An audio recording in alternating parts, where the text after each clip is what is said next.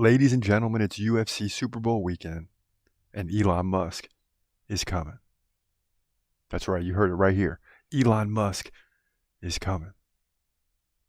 Guess what? We also got some UFC Vegas 86 predictions. We're going to get to those. And also, Khamzat Chimaev and Conor McGregor are both frustrated. So why not just let them fight each other? We got these topics and more next. Broadcasting live from an undisclosed location. This is the Community MMA with your host, Chris Cross. Yes! Yes! Let's go, baby! Dana White privilege. Let's go, baby! Baby! Baby!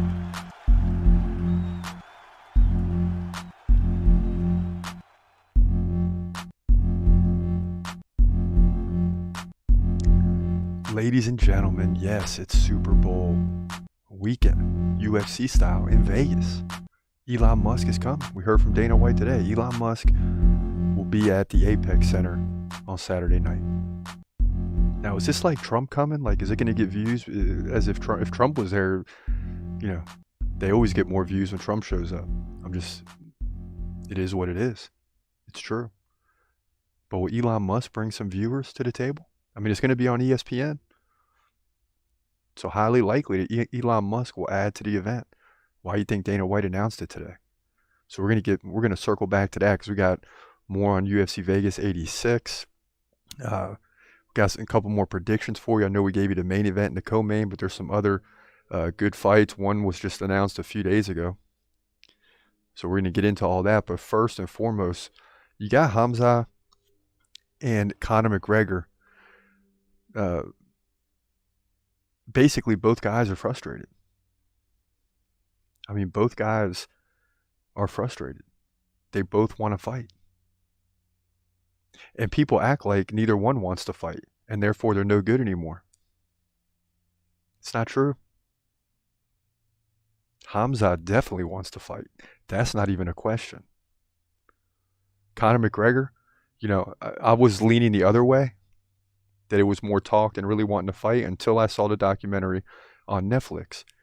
And in the documentary, you see him behind the scenes, like wanting to fight. After the Cerrone fight, he was on the phone wanting to fight. Immediately. And they wouldn't let him. And then months and months go by, the pandemic hits, and then McGregor's sidelined, and then he comes back and he loses. Then he gets injured, and then he's out for 2 years, and now it's going on 3. And, the guy is frustrated because, first of all, when you just think of fighters like Khamzat, Conor, and all the fighters in the UFC, when they go for a good length of time without a fight, and more so without an opponent in their mind to prepare for, it's extremely frustrating. We heard this from Volkanovski. It's extremely frustrating when you don't have an opponent to train for. This is why Volk is coming back so quick against Topuria. So both these guys have a right to be frustrated. They should be frustrated. They should want to fight. That's what these guys were born to do. They want to fight. And the UFC dragging their feet. Now, overall, the UFC does a good job with matchmaking. I mean, it's incredible. It really is. Some of these fights are very tough to predict. It's even.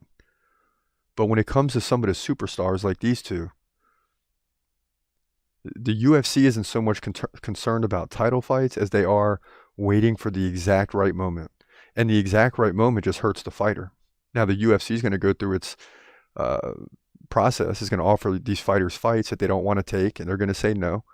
And then the UFC can drag their feet because, contractually, they fulfilled their obligation. They offered the 3 fights per year. If they only say yes to one of them, then they fight once that year probably. Doesn't mean they can't offer them 4 or 5 fights, but the bottom line is, these two guys are frustrated. These are fighters, guys that want to fight. And to be sitting on the sideline wanting to fight and not being able to get a fight. If you're Khamzat, you can't get an opponent. If you're McGregor, you can't get a date. There's certain times of the year when the UFC isn't going to do as well as others. or the UFC pay-per-view event isn't going to do as well as other pay-per-view events. So that's where they will stick McGregor. Okay, so August, we're not having great turnout in the month, and I'm just making it up right now. Maybe August is a bad month for the UFC, where that's where they're going to fill in McGregor, because then it won't be a bad month, you see? So this keeps McGregor on the sideline. And this is why he goes on a rant every once in a while. Khamzat goes on a rant saying he was promised a title fight. These two guys are just extremely unhappy, and these are not two guys that the UFC should want unhappy. Why can't McGregor fight 2 or 3 times a year, even if it's not against the best opponents? A lot of people will be interested in Conor McGregor versus anybody. Let him go in there and get some confidence and get some wins. Feed this guy a fight, man. And now they're locked in with Chandler. And Chandler's very smart because he's getting close to the end, right? So he's like, I don't care if I got to wait 2 or 3 years, I'm fighting McGregor, because that's going to probably pay more in that fight with the points, pay-per-view points, than it would fighting 2 or 3 times, potentially. So he's going to wait. And then it goes down in history. You know what I mean? All the people watching it after the fact too. Like there's a lot of money to be made from Michael Chandler, so he's just chilling. He don't care. He's ready to fight whenever the UFC gives him a date, and he's got time to train. He's ready to go. And the fact that he wants to fight McGregor at 185, if that's even true now, right, is madness. It just shows you that Chandler don't give a dang. If I was McGregor, I'd be a little bit worried about this one. Michael Chandler said he don't care if it's at 155 or 205. Well, really 185, but it's crazy. He wants McGregor at his biggest and baddest, even if he has to wait, and even if he has to fight 30 pounds out of his weight class. Like, who really cares when these guys are out of their weight class? Give Conor some, weaker middleweight that he's got a good chance to beat. Let him go in there and get some confidence, and then let's talk about the next fight. But no, the UFC is not going to do that. They're probably going to let these guys fight out of the lightweight division, and it's meaningless. Much like they said Khamzat versus Usman was, because Usman wasn't ranked in the division, so what does it really... I mean, it got Khamzat ranked, but if you can't fight, then what does it really matter? But in that situation, Khamzat probably shouldn't have been ranked in reality, right? Because, if you beat an unranked opponent, you don't just get ranked unless you're like creeping at the top 15 or something. But, it does nothing for McGregor or Chandler.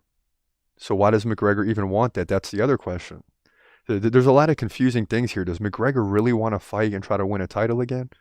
If he does, he shouldn't even want to fight Michael Chandler. He should be looking at someone in that division that maybe welterweight, where he thinks he might be able to creep up. Maybe one day match up against a Leon Edwards or something like that. But no, that's not what's happening. He's just going to fight someone for the money that he doesn't need, which is mind-boggling. 30 pounds out of the weight class. So, these guys are frustrated. There's a lot going on. It's hard to decipher. It's hard to figure out. And it's frustrating as a fan because you just want to see both these guys in the octagon. I mean, it is what it is. You want to see both of these guys in the octagon fighting whoever. The name doesn't even matter. Do you understand? The name doesn't even matter. But instead, they're sidelined. And it's frustrating, man. It's extremely frustrating. But what else can we do but wait? Wait for the announcement. Then wait another 6 months. Lord have mercy. These are some of the problems the UFC has, and they don't know it yet. Maybe they do. Boxing had its problems that led to its downfall. You still get a fight here and there, but it's not like it was in the old day where every couple months there's a huge fight like there is right now in the UFC. What the UFC has going for it is people care more about these undercard fights that aren't for the title. And I'm talking main card, prelims, everything. All these fights that are for contender spots. Back in the day with boxing, nobody cared. They just want to know when the guy was ready to fight for the title. If he's the 4th ranked contender, nobody cares until he's lined up for the title. The UFC has that going for it, but it can't keep its stars on the sideline. It's got to get its stars in the octagon. That's the bottom line. As we shift gears, yes, you're seeing this right. Elon Musk is coming this Saturday night. And that changes the game, because I didn't get, like, why is the UFC fighting in the Apex on Super Bowl weekend? It's not going to be good. Last year they had a pay-per-view event. It probably didn't do that well. Or maybe I thought it did. So I'm wondering, like, why don't they have a pay-per-view event this Saturday? It will be bananas if you had, because the UFC has slap fighting on Friday. They got UFC Vegas 86 on Saturday, which Musk is coming to, and then the Super Bowl Sunday. Why? Imagine if you had a pay-per-view event in Las Vegas. And maybe there's some reason they couldn't this year. But man, that would be wild. If you had pay-per-view the night before the Super Bowl. I mean, people will be going bananas. Might as well not leave your house the whole weekend. That's what people will be saying. But instead, they're fighting in the Apex. And it's hard to figure that one out. But, you know, we still get a night of fights before the Super Bowl, as we would on any other weekend. And then by Monday, football is over, baby. Really Sunday night. But next week, football is over, and then you got a big pay-per-view event. So maybe that's the point for the UFC is they rolled out of the Super Bowl last year with just a regular pay-per-view, you know, or not a pay-per-view, but a regular fight night. And this time around, they're going to roll out with football being over and having a pay-per-view of Volkanovski at the top of the card with a fighter in Topuria that people think can win. So maybe that's the angle. I don't know. But at least we get Elon Musk in attendance this Saturday. That brings more eyeballs. The story spreads far and wide. The ruler of X is coming to the UFC. Yes, sir. Now, as we get into some more fights at UFC Vegas 86, we gave you the headliner. We got Joe Pyfer. We gave you the co-main event. And now we're getting into fight 3. And it was Robert Brzezinski versus Albert Duraev, but Duraev can't go for whatever reason, and now Ihor Potieria steps in. So let's get into it, man. I mean, Brzezinski is 17-5. Ihor is 20-5. These are two bad dudes. But Brzezinski is making his UFC debut. So there's some question there as to how good this guy is. You know, that's what the prediction is for. So stay tuned. We're going to get into it right now. We'll be right back after this. In the middleweight division at UFC Vegas 86, you got Robert Brzezinski coming in 17-5, newcomer, taking on Ihor Potieria, who comes in at 20-5, and he's no slouch. He's 6'3", Brzezinski 6 feet. So Ihor 3-inch height advantage. He's 27, Brzezinski 33. And that's all we know about Brzezinski. We got a little bit more. We'll get into it in a second. Now, Ihor, 75-inch reach. He fights left-handed, 5.6 significant strikes per minute. That's pretty darn good. No takedowns thus far. Now, as far as Brzezinski, in his 17 wins, 11 KOs, he's got 1 submission and 5 decisions. The guy hasn't lost since 2021. But that is against non-UFC opponents. Keep that in mind. Ihor, 57% takedown defense, not great. Lost 2 in a row to Rodolfo Bellato by KO in the second round, and Carlos Olberg, you know how good he is, first round KO. He did beat Mauricio Rua by first round KO, lost to Nikolai Negumereno, and beat Lucchesi Sadowski by KO at the Contender Series in the first round. But he's 1-3 in the UFC and just beat Shogun Rua, who was kind of down and out on his way out. Now, Ihor is the favorite because of the 20 wins. But I'm going to tell you right now, we were going against Brzezinski with the previous opponent. I'm not going against him here. I'm nervous about Ihor's, 5.6 significant strikes per minute. I'll be real with you. But Brzezinski hasn't lost since 2021. He seems to be a new fighter. This will be a big test for him. It's not going to be easy, and maybe I'm wrong. But something tells me Brzezinski is going to come in and get the job done. He's going to be excited about this opportunity. In my opinion, he wins by decision, 2-1, unanimous. Middleweight division, UFC Vegas 86. Yes, sir, we're going against Ihor. And very tough to go against him because the guy's got 20 wins in MMA. I mean, Brzezinski has 17, but Ihor's probably got a little more experience in a UFC setting over Brzezinski.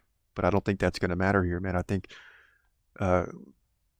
Brzezinski is going, like I said, is just going to be excited about the opportunity, and he's going to want to come in and prove himself. And the heart sometimes outweighs the numbers and all that, because with Brzezinski we don't really have numbers. So it's just all gut instinct sometimes on these fights, and that's, sometimes we're right and sometimes we're wrong. But something tells me Robert Brzezinski is going to win this fight. Now, in fight 4, 2 guys I like. Brad Tavares, 20-9. Gregory Robocop Rodriguez, 14-5. This is an interesting fight because you never know which Robocop is going to show up. Sometimes he comes in and he looks awesome, and other times he comes in and he gets KO'd. So it's very, very hard to predict this one. But luckily for us, we get a good fight here. A solid fight. 2 guys with good records. I mean, Tavares has 9 losses, but, he's still legit. He's lost to some good fighters. Rodriguez, too. Could very easily be 16-3 right now. But he's not. So it makes for an interesting prediction. Check it out. In the featherweight division at UFC Vegas 86, you got Dan 50K Ige taking on Andre Fili. Now Ige 17-7. Fili 23-10. Fili's 4 inches taller at 5'11". He's 33. Ige 32. Perfect. Fili 3-inch reach advantage. He stands right-handed. Ige stands right-handed as well. Both guys like 3.8, 3.9 significant strikes per minute, so close there. Fili has a little bit of an advantage in terms of takedowns. He lands like 2 per every 3 rounds. Ige gets 1 every 3 rounds. So there's going to be a mixture of stand-up striking and a ground game here in this one, especially with Ige's 52% takedown defense. 58. Still not great either way. Lost to Bryce Mitchell by decision, but he beat Nate Landwehr and Damon Jackson, and he KO'd Damon Jackson. So he's won 2 of his last 3, but lost the last one. Fili, on the other hand, won 2 of his last 3, beating Lucas Almeida by KO. Bill Algeo, split decision, lost to Nathaniel Wood by decision. He's got a 70% takedown defense. So Fili, better takedown defense, more takedowns. Striking is close. That's where I'm worried for Fili. But I got to lean towards Fili in this one, even though I like Dan 50K Ige. I like the guy, and he's capable of winning fights at any time. But with this one, I got to go with the numbers because I'm not really sure. So I like Fili to get the win and move to 24-10, and he's going to do it. It'll be even in the strikes, but he should have a little bit of ground game here, like 5 or 6 minutes of control, hopefully. Even up in the significant strikes, and he'll squeak out a victory. So that's what I'm banking on right here in the featherweight division at UFC Vegas 86. Yeah, and I guess we had the old co-main event up, so my bad. But nonetheless, that's a good one as well. With Fili and Danny Ige, I just let it ride. Forget about it. As far as Gregory Rodriguez, he's going to win. He's going to beat Brad Tavares. I always go with Robocop. Got to go with Robocop. That's my guy. So those are the picks, man. Gregory Rodriguez, Robocop's going to get the win. Robert Brzezinski going to get the win. At the top, Joe Pyfer is going to get the win. I'm more confident this week than I was last week. Last week was rough. It was rough. Thankfully, we got 14 fights, 13 or 14 fights this week at Vegas 86. And, we'll take it. We'll take it. All we need to do is get to at least 8-6 and win the main event. And, we'll get some momentum going forward because we're 3-0 in the main event, but 20-15 overall. That's not solid. That's not great. It's not great. But at the end of the day, it's better than having a losing record. That would be terrible. Absolutely terrible. But listen, I appreciate y'all listening. It's been a great show. For now, this is your boy Chris Cross. I hope you have a great day and God bless. As always, peace.